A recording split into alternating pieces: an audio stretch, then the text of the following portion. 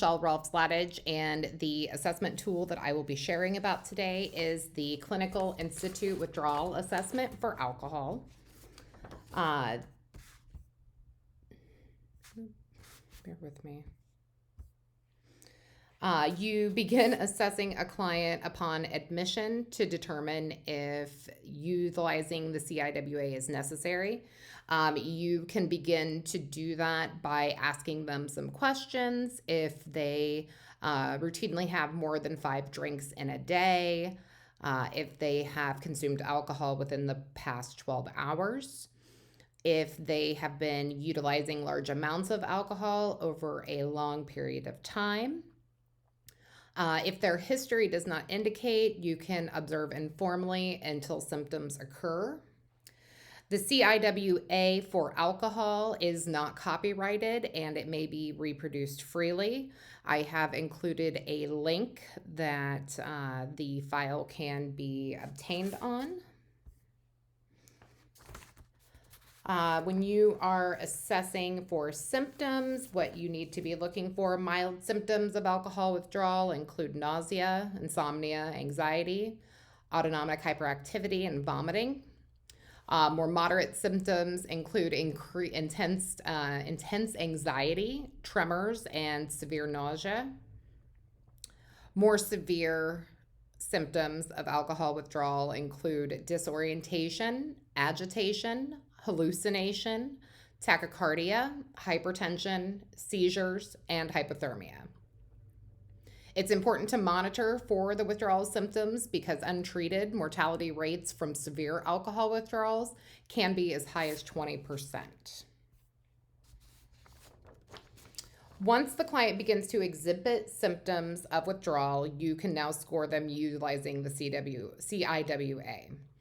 The CIWA uses 7-point scales for 9 different criteria and a 4-point scale for 1 criteria.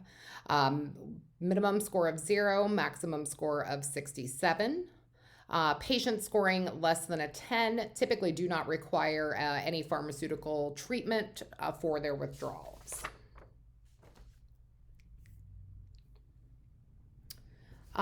When you look at the CIWA, it is broken down into different sections. Each of the first 9 criteria are scored between 0 and 7. 0 is the absence of the symptom, and then varying degrees of severity, 1 through 7. For nausea and vomiting, asking if they feel sick, have they vomited, utilizing observation. Tremors, arms extended and fingers spread apart, also observation. Several of the things that I read said to also, even though they may not be visible just by looking, actually placing your hand on the patient or the client to see if you can tactily feel the tremor. Paroxysmal sweat, again, 0 is the absence of. Varying degrees of severity, if they're perspirating their palms, beads of sweat present on the forehead, or drenching in sweat, it would be a 7. Anxiety, asking them if they feel nervous, utilizing observation, if they're mild, moderately, or severely anxious, panic attack, delirium. Tactile disturbances, if they are feeling any itching, pins and needle sensation, burning, numbness, bugs crawling on or under their skin. 0 would be the absence of, and then again, varying degrees of severity 1 through 7. Auditory disturbances, asking if they are more aware of sounds around them. Are the sounds harsh? Are they frightened? Hearing things that disturb them, hearing things that they know are not there. Again, 0 would be the absence of, and varying degrees of severity 1 through 7. Visual disturbances, does light appear to be too bright? Colors different? Does it hurt your eyes? Are you seeing anything that is disturbing you?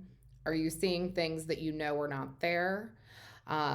Again, 0, absence of, 1 through 7, varying degrees of severity. Headache, fullness in head, asking them if their head feels different, if they are feeling any tension, a band around their head, dizziness or lightheadedness. 0 not present, 1 through 7 with varying degrees of severity. Agitation is just through observation. Normal activity would be a 0, and then the others would be rated by mild, moderate, or severe, 1 through 7.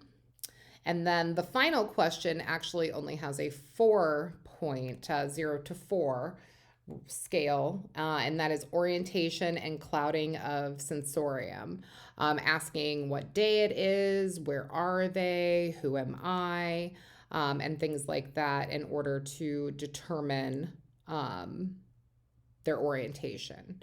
Upon completion of the CIWA, you would total points from each of the criteria.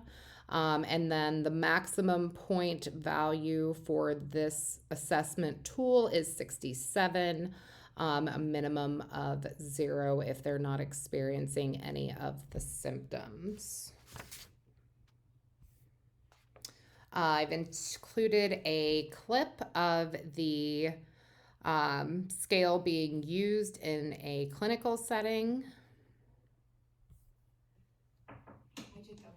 Hi. My name is Blake. I'm going to be your nurse today, okay? Okay. Is it okay that I ask you a couple questions about kind of how you're feeling Yeah, today? that's fine. That's fine. So tell me a little bit about how you're physically feeling. Are you feeling ill, sick to your stomach? Have you vomited Well, all of a sudden? I've thrown up twice. I threw up last night, and then when I woke up this morning, I was still my stomach feels really sick. Okay. Just queasy. Uneasy. Okay. And is this exacerbated or made worse by eating or not eating or any time during the day constantly? I'm not sure. I haven't really eaten anything Okay. yet today. I've been kind of worried to eat anything just because of my stomach not feeling well. Okay. And I noticed you're scratching your arms a little bit. Yeah, I feel kind of itchy, like there's just just can't seem to sit Is it still. more like a pins and needles, or do you feel maybe like a burning sensation on your skin, or? I get some of the pins and needles feeling in my legs, Okay. but then just sort of itchy, like something's like I'm crawling underneath your skin a little bit. Yeah. Okay. And tell me, are you hearing things that maybe you notice people around you aren't hearing? Not so much when I'm around other people, but when I'm like in the room and stuff, I keep hearing some voices. Like I thought somebody was outside my window last night, and Okay. And then when I woke up this morning, I thought I saw some shadows, but I turned the lights on, there was nothing there. Okay. The things that you're hearing, did they frighten you? Did they make you feel like maybe you're not safe? Mostly just uneasy because it sounds like somebody's there. Okay. And I'm not sure where they're at. Okay. Any specific words or anything that you make out, or is it just kind of odd sounds you can't quite? Just mostly odd sounds Okay. right now. And you told me about some shadows that you were seeing as well. Go ahead and tell me a little bit more about I what just you were seeing. just thought I saw like a figure standing in the room, but when I got up there was nothing. So I'm not sure. I can imagine that probably be a little bit scary.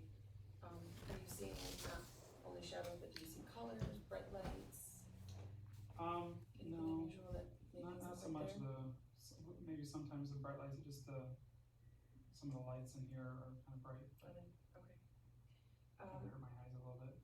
Okay, that was going to be my next question. Do you get headaches with these noises or with these? Sometimes with the bright lights, it's better with the lights when I have the lights off in here. But then when I see the shadows, I want to have some of the lights on. Right. So. Okay. And do these headaches are they triggered towards one side of your brain or one side of your head, maybe towards the other? Or do they maybe circle around all over? Okay.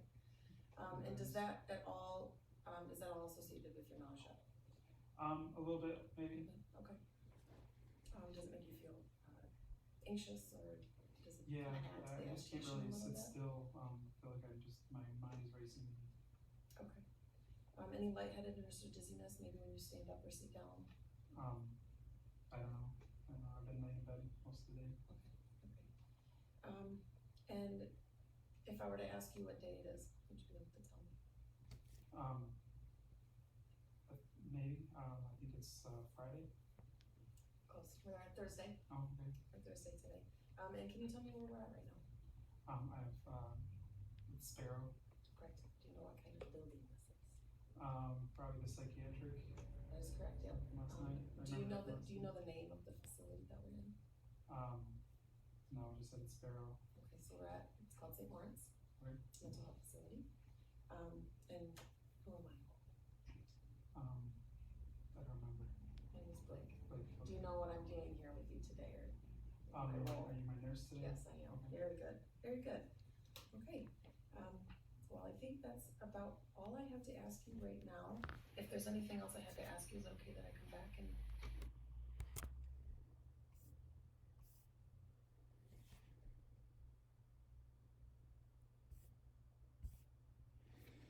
Okay. And then when discussing the strengths and weaknesses of the assessment, some of the strengths of the assessment are that it can be utilized to determine severity of withdrawal. Typically, it's used in a medical clinical setting, but it can be used in some cases. It's been utilized to determine if hospitalization or detoxification would be necessary. It can be also utilized to determine if a pharmaceutical intervention would be beneficial to help manage the symptoms of withdrawal. The assessment is easily administered and it requires very little formal instruction to be able to execute it successfully. The questions are basic and the scoring is also very easily done. It is very widely used. It is not copyrighted and it is freely available for use by anyone. Weaknesses of the assessment, it doesn't necessarily address underlying medical conditions associated with alcoholism. Another weakness is that it's usually utilized in a medical setting by a medical professional, and that in order for you to administer the assessment, you have to wait for the client to begin to exhibit symptoms of withdrawal as opposed to utilizing it prior to that. So that is my presentation of the Clinical Institute Withdrawal Assessment for Alcohol. And thank you very much.